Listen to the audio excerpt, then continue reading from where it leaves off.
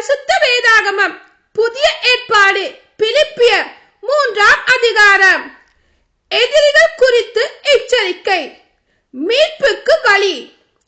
இறுதியாக என் சகோதர சகோதரிகளே, ஆண்டவரோடு இணைந்திருப்பதில் மகிழ்ச்சி அடையுங்கள்.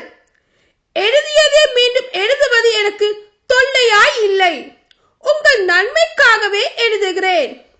அந்த நாய்களிடம் எச்சரிக்கையாய் இருங்கள், அந்த கெட்ட ஊழியர்களிடம் எச்சரிக்கையாய் இருங்கள், உறுப்பு சிதைப்போரை குறித்து எச்சரிக்கையாய் இருங்கள்.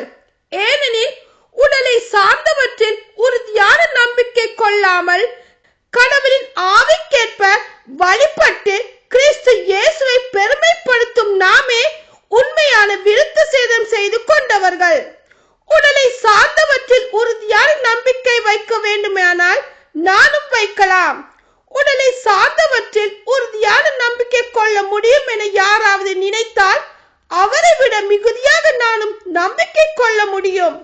நான் பிறந்து 8ஆம் நாள் விருத்த சேதனம் பெற்றவன், இஸ்ரேல் இனத்தவன், பெஞ்சமின் குலத்தவன், எபிரேய பெற்றோருக்கு பிறந்த எபிரேயன், திரு சட்டத்தை கடைபிடிப்பதில் பரிசேயன், திரு சட்டத்தில் எனக்கிருந்த ஆர்வத்தால் திருச்சபையை துன்புறுத்தினேன்.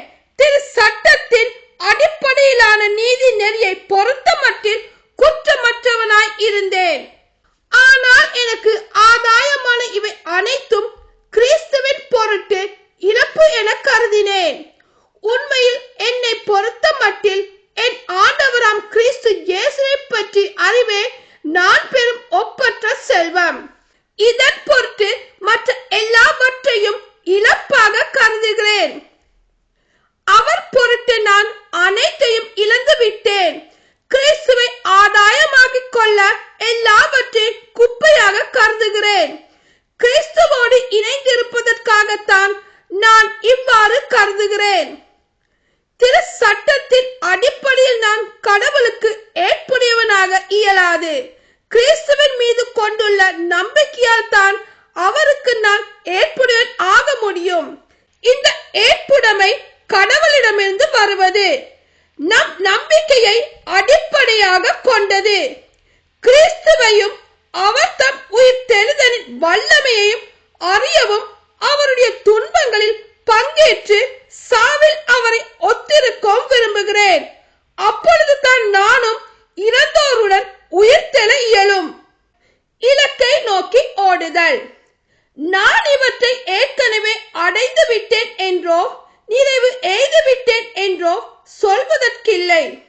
கிறிஸ்து இயேசு என்னை ஆட்கொண்டதற்கான நோக்கம் நிறைவேறுவதற்காக தொடர்ந்து ஓடுகிறேன்.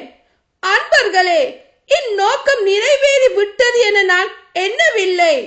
ஆனால் ஒன்று மட்டும் செய்கிறேன், கடந்ததை மறந்துவிட்டு முன் இருப்பதை கண்முன் கொண்டு பரிசு பெற வேண்டிய இலக்கை நோக்கி தொடர்ந்து ஓடுகிறேன். கிறிஸ்து இயேசுவின் மூலம் கடவுள் எனக்கு மேலிருந்து விடுக்கும் அழைப்பே அப்பரிசாகும். எனவே நம்மில் நிறைவு அடைந்தோர் யாவருக்கும் இத்தகைய மனநிலை இருத்தல் வேண்டும். எதை பற்றியாவது நீங்கள் மாறுபட்ட கருத்து கொண்டிருந்தால் அதை பற்றிய உண்மையை கடவுளே உங்களுக்கு வெளிப்படுத்துவார். நாம் எந்த நிலையை அடைந்திருந்தாலும் அதற்கேற்ப தொடர்ந்து நடப்போம். சகோதர சகோதரிகளே, நீங்கள் அனைவரும் என்னை போல் வாழுங்கள். நாங்கள் உங்களுக்கு காட்டிய முன் மாதிரியின்படி வாழ்பவர்களை பின்பற்றுங்கள். கிறிஸ்துவின் சிலுவைக்கு பகைவராய் நடப்போர் பலர் உள்ளனர். அவர்களை பற்றி மீண்டும் மீண்டும் உங்களிடம் கூறியுள்ளேன்.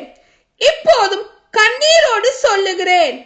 அழிவே அவர்கள் முடிவு, வயிறே அவர்கள் தெய்வம், மானக்கேடே அவர்கள் பெருமை.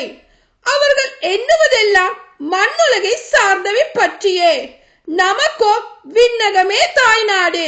அங்கிருந்து தான் மீட்பராம் ஆண்டவர் இயேசு கிறிஸ்து வருவார் என காத்திருக்கிறோம். அவர் தமது ஆற்றலால் தாழ்வுக்குரிய நம் உடலை மாற்றக்கூடிய தமது உடலின் சாயலாக உருமாற்றவும் அனைத்தையும் தமக்கு பணிய வைக்கவும் வல்லவர். ஆமென்.